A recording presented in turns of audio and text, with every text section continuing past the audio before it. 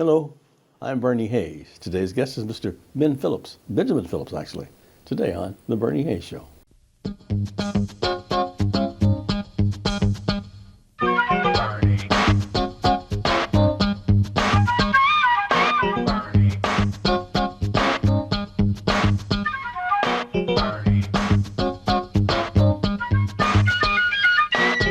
And welcome back. My guest is Ben Phillips, and Ben, welcome. Thank you, Barry. It's so Glad good be to here. see you, man. It's just, like I said, I'm used to seeing you in a suit. But welcome to the show. That's been. Thank you. Thank you for having Good me. to see you, man. I've been following you, man, since I wasn't too young, but I remember you guys was on KTZ and doing your thing around town. Well, I and appreciate I've always that. appreciated you and Thank your you. charitable Thanks, Ben. relationship you have with the community too. I followed your career too, and your relationship with the community. Thank you. Thank you for doing what you're doing. Well, I Then I try. want to talk about you involved with the restoration of Pruitt-Igoe, or the alumni group, more or less, memory of Pruitt-Igoe, right? Well, What's the name of the group? The name of the group is FACTS. FACTS. Just like FACTS, Yeah. but it's got the PH at the beginning. And it stands for Pruitt-Igoe, Pruitt-Igoe Accountability, Compensation, and such a hard name. And something like that. Yeah. Well, it's basically talk about the compensation, trust, and the trusting that we have in the people to get to do it for us. Mm-hmm. It's been a long trail, long path to where we are now. What do you want to do? What are you trying to accomplish? Well, we just had a dedication of a historic marker being placed at Pruitt-Igoe, and that would actually be basically the first thing that's happened in 50 years on that property. Really? Mm-hmm. The people of Pruitt-Igoe, I know you, Robert Greene, and so many others really embrace your history from the area there. Tell us about your involvement in Pruitt-Igoe itself. Well, my involvement, I moved in as a kid. I was 5 years old when my family moved into Pruitt-Igoe. Me, my mom, dad, a little brother and sister. Yeah. And we stayed there for about 17 years. We moved out, well, we stayed there until I was 17. And we moved out of it in 1967. And by that time, deterioration had started setting in. Yeah. And my father noticed this, and having 4 boys, he told me one day, this is not the place we moved into. And so, and within 6 months, we were gone. We had moved out of Pruitt-Igoe in 1967. Mm-hmm. So actually, he saw the deterioration coming itself. He did. And he wanted his boys out of there. Right. That's wonderful. Right. You also has a lot to do with Mill Creek. So you was on Mill Creek quite a bit too, huh? Yeah, I was actually born in Mill Creek. Really? Okay. As was my mother and her family were all born in Mill Creek. Yeah. So when they had the opportunity to move into Pruitt-Igoe, which it wasn't even built, it was a thought. In 1954, we moved in. Okay. But I remained going over to Mill Creek because my grandmother and grandfather were still in Mill Creek up on Spruce Avenue, near the new Vashon location. Yeah. Where the old field house was, which is where some studios are that sometimes you share the area. Vashon Center. Vashon Center, Yeah, right. yeah. And her and all her siblings went to Vashon, actually graduated from Vashon. So I was going down there until I was like 10 years old when they moved out in 1959. So I was there practically every weekend. That's where my friends were, the kids that I was growing up with. So I do have I have something in my heart for Mill Creek. Sure, that's a family location. Yeah. So you're a rural St. Louisan. Originally, Yeah. yep, born and raised here. My mom was born and raised in St. Louis, in Mill Creek. My dad came up from Sykeston, Missouri. Sykeston, okay. And met my mom. Yeah. We have a picture here of you in a yearbook. That's an old picture. Tell us about that. Who is that guy with the glasses I on? don't know. I think that guy looks like one of my little brothers. But that's me, senior year at Mercy High School. I had attended St. Bridget and elementary school up on Jefferson and Carr. I eventually went to school, Providence Junior Senior High. Really? Okay. And in 1967, they shut the school down, me going to my senior year. So I ended up graduating from Mercy High School out in U City. And that's the Mercy yearbook that you've seen a picture of. In University City. So you're the only African American on that page. Was many of you there? No, there's a lot of pages without African Americans on the burn. I think we had 9 or 12 in our graduating class at Mercy, out of about 300 something students. So those are your classmates from University City? Yeah. Yeah, okay. Right. And then you went on to UMSL, right? University of Missouri St. Louis. Right. Tell us about that experience. Well, that was experience during the Vietnam era. So I graduated from UMSL, but I also missed Vietnam. I was lottery number 90, so when the draft came around, of course I was one of the first ones drafted because they went to like 120 or something on the draft. So I volunteered, figured I had some college, so I volunteered and would get a decent job and in the military. Yeah. So, and that happened. So, but then I came back later to complete my education at UMSL. Yes, and you became a public servant. Yes, yes, I did. We have some pictures I want people to see, and you tell us what they're about. Okay. Okay, what is this? Oh, let me see. That was, I look like one of my former with an A, grandparents or something. You know, I look like I'm like 90 years old there. But that was an attorney, my attorney, who actually held my lawsuit in place when I filed a lawsuit for Pruitt-Igoe. They had a problem in their family. They had one of the most significant Catholic families in the city of St. Louis. Their great-grandfather, or double great-grandfather, founded, St. Vincent de Paul Society in the United States, not just St. Louis, United States. He went to Europe and brought it back to the continental United States. And he's enshrined in the dome at the Cathedral Basilica here in St. Louis. Gee. All of them were married at the cathedral because the grandpa was, you know, he was a very kind-hearted man, but they found out he was a slave owner. Wow. And so they... That made a difference, right? Yeah, this listed me that Kelsey Carter, this a young lady, she's a WashU PhD graduate, and me, they asked us to kind of be like the referee with the family, and also to ask them how they can handle this as far as with the African American community.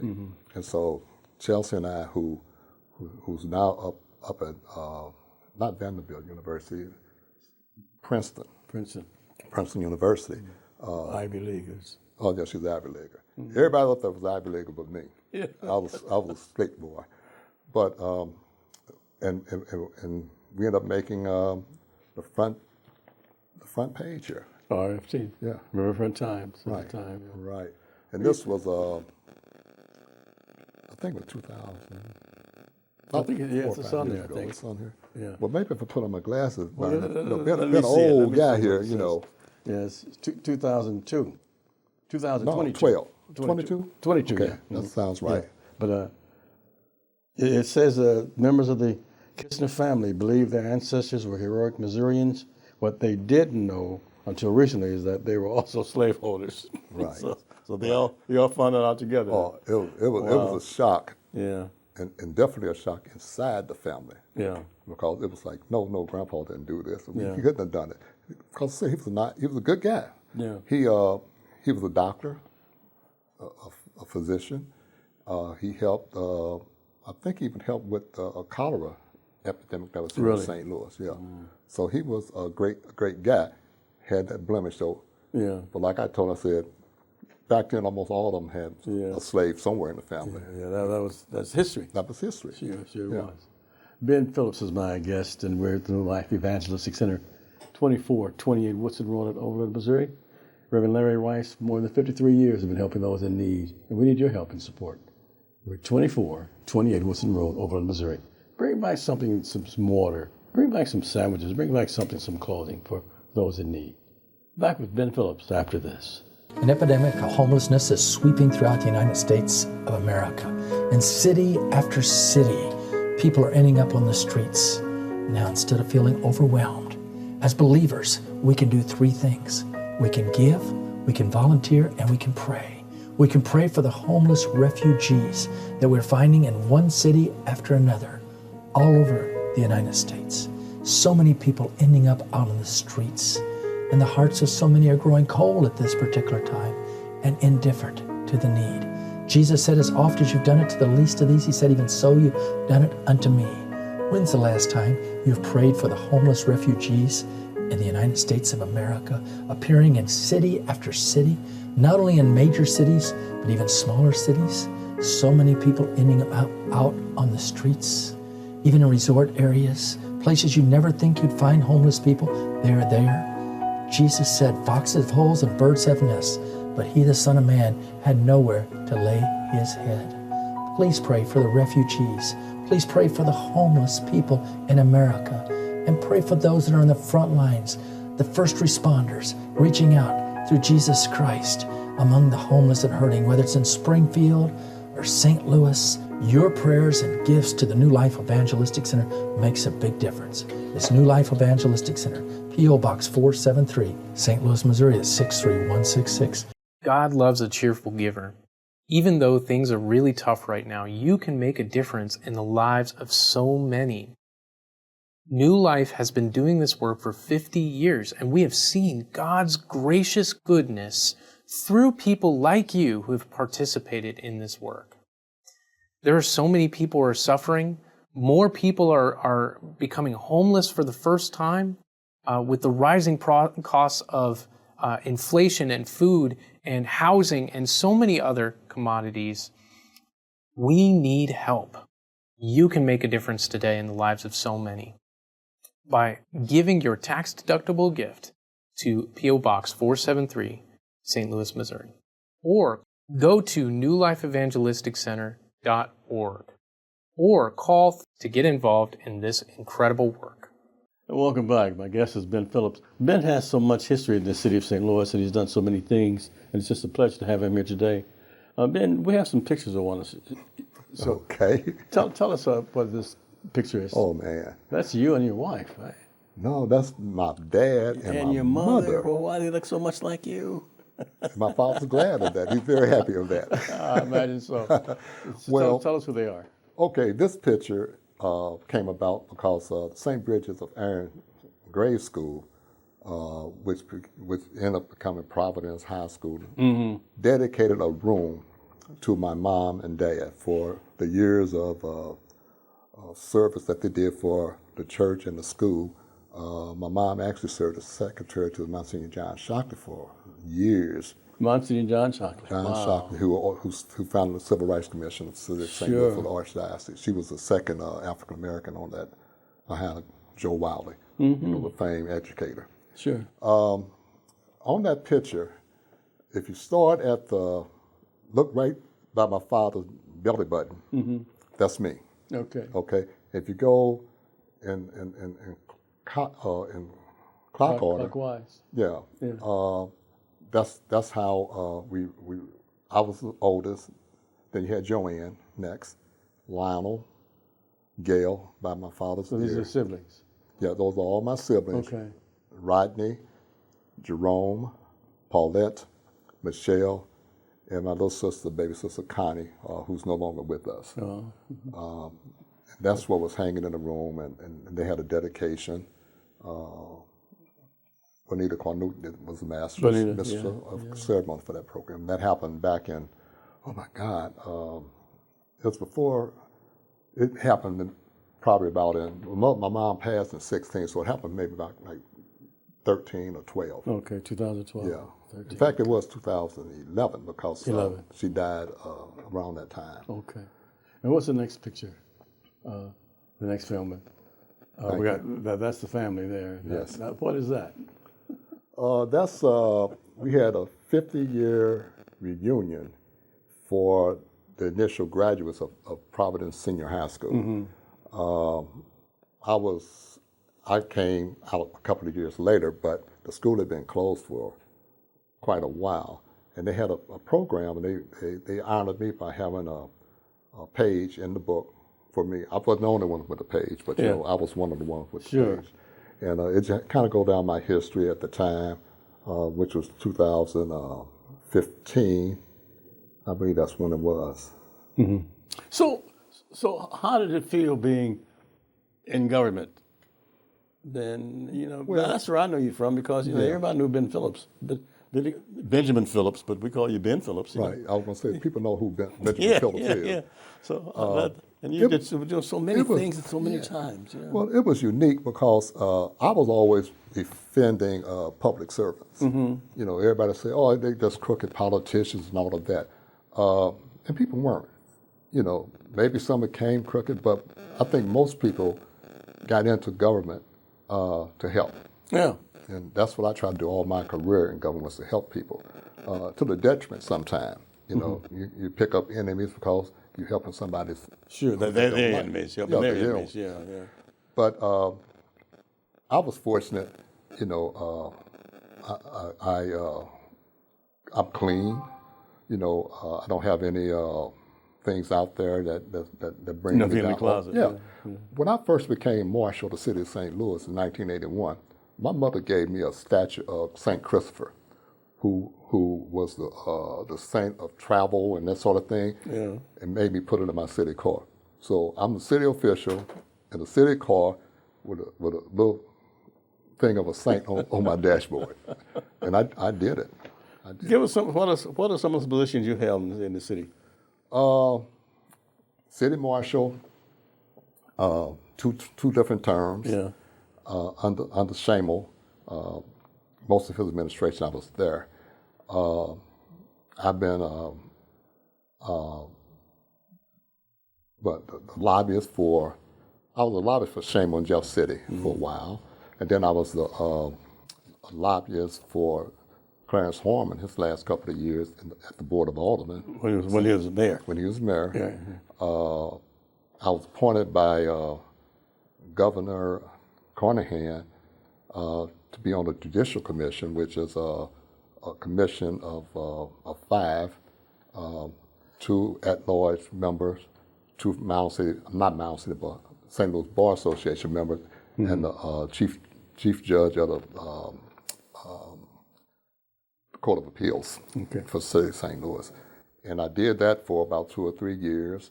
And what that position was, we interviewed and selected attorneys who were aspiring to become state judges. Wow. Okay. And I did that for about 3 or 4 years.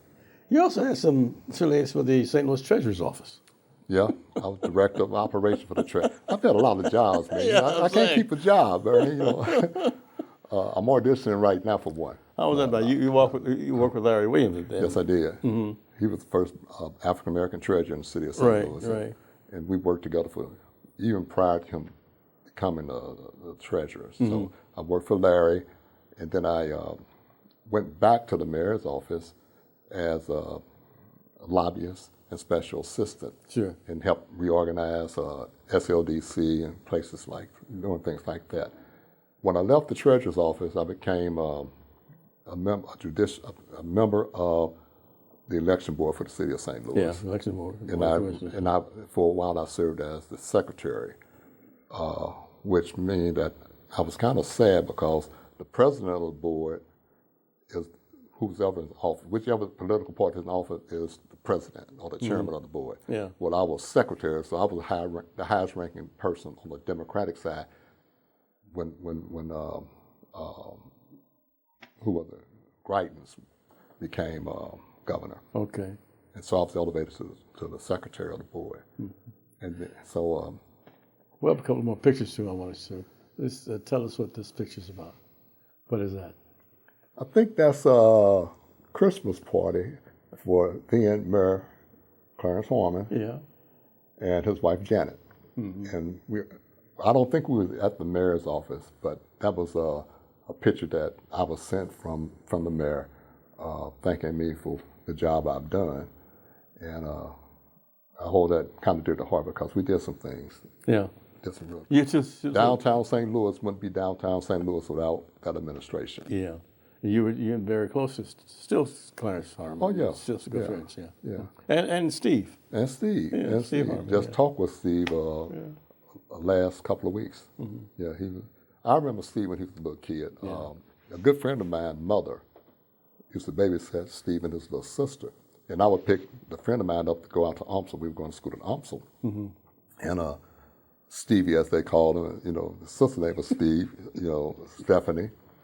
And so I've been knowing them all their lives. They were 1-2 years old at that time. Then we came back together when Clarence started rising in the administration's police department. Yeah, he became chief, yeah. Yeah, I'm proud of Steve. He's quite an accomplished young man. So. And we're at the New Life Evangelistic Center, 2428 Woodson Road in Overland, Missouri. And people who are unhoused, the homeless people, Reverend Larry Rice has been supporting them, finding shelter, food, clothing for more than 53 years. And the New Life Evangelistic Center needs your help and support. For more information, give us a call at 314-421-3020. That's the New Life Evangelistic Center, 314-421-3020. Back with Ben Phillips after this. The Bernie Hayes program is produced at NLEC TV right here at 2428 Woodson Road in Overland, Missouri. It's our new headquarters since they closed the 1411 Locust building. In addition to that, trying to help so many people through a wide variety of safe houses, training programs, transportation assistance, so many ways people are getting help because of all of you that are supporting the work of New Life Evangelistic Center. It's New Life Evangelistic Center, P.O. Box 473, St. Louis, Missouri. That's 63166. You can give online at nlecstl.org. Now I'm really asking all of you to join us in praying. The needs are so phenomenal at this particular time. So many hurting and homeless people are contacting us daily, but we're able to help them because of each one of you that are praying, caring, and sharing at this time. Tell your families and friends about NLEC TV and get directly involved yourself. Osborne Earl Smith, known as the Wizard of Oz, Ozzie Smith became one of the greatest defensive shortstops of all time. The 13-time Gold Glove Award winner redefined the position in his nearly 2 decades of work with the San Diego Padres and the St. Louis Cardinals, setting an all-time record that's by assists by a shortstop. Smith's fame increased after his trade to St. Louis following the 1981 season, where he helped the team to 3 National League pennants and the 1982 World Series title. In 1985, with 1 out at the bottom of the 5th of Game 5, he hit his first career homer batting left-handed to win the game. Smith went on to bat .435 in the Cardinals' 6-game triumph and won the National League Most Valuable Player Award.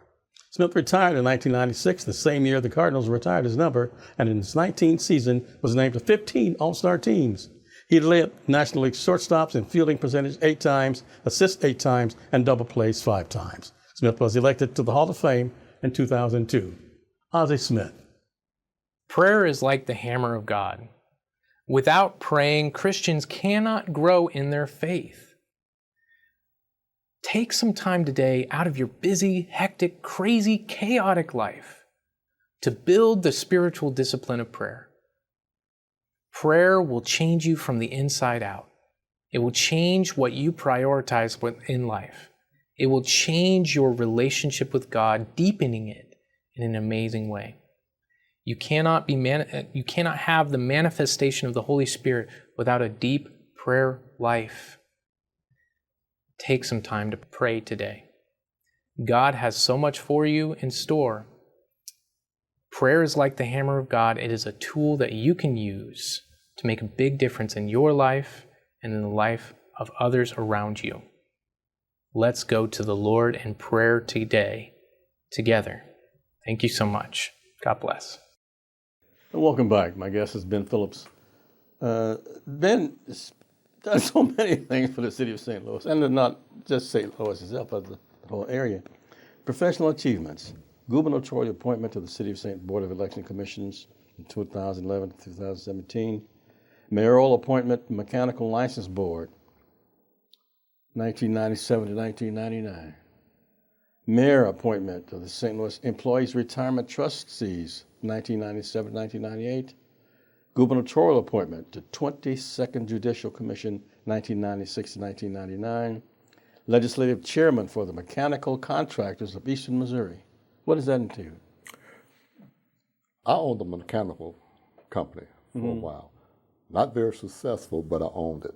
And by me having a lobbying experience, I was chosen as the legislative director for the Mechanical Contractors Association of Eastern Missouri, which entails, pipe fitters, plumbers, hard laborers. Laborers, and we formed a group called SLAC, St. Louis Area Contractors, and I was over the legislative wing of that organization for 3 years, maybe. Wow.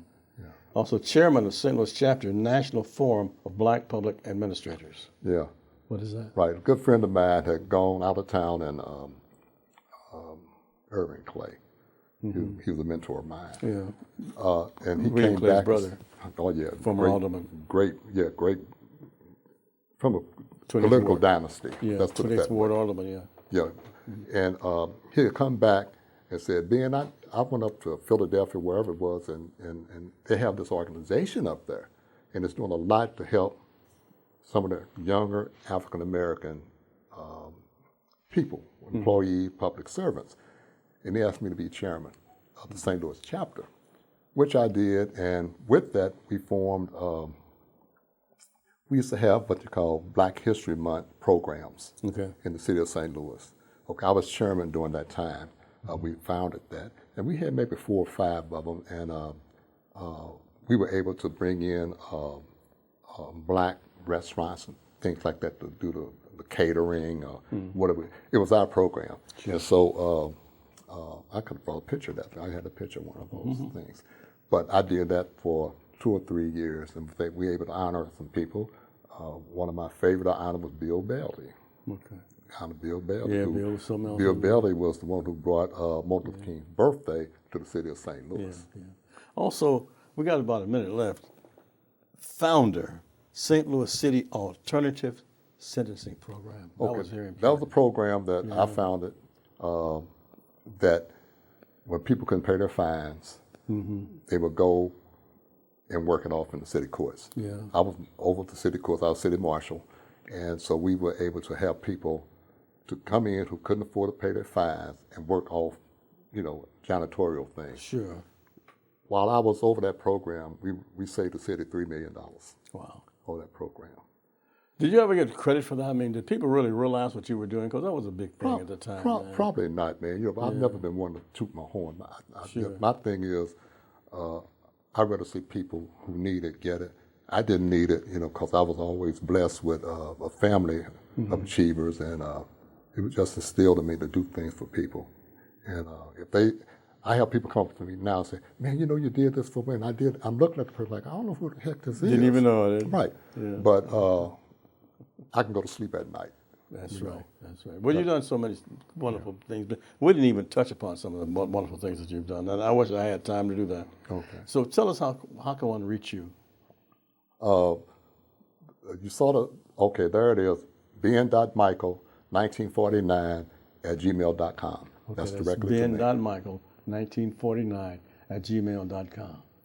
Well, Ben Phillips, I know not most of the things, but some of the things you've done. I just want to say compliment and just a pleasure just being a friend of yours. Well, likewise, man. I've always looked up to you, man. You're very kind, Ben. Thank you so much for being with us today. Yeah. All right. Take care, Ben. Thank you. Thanks, everybody, for being here with us at the New Life Evangelistic Center. Ben Phillips, thank you. And each and every one of you, thank you for supporting us here at New Life. Have a great day. Until next time.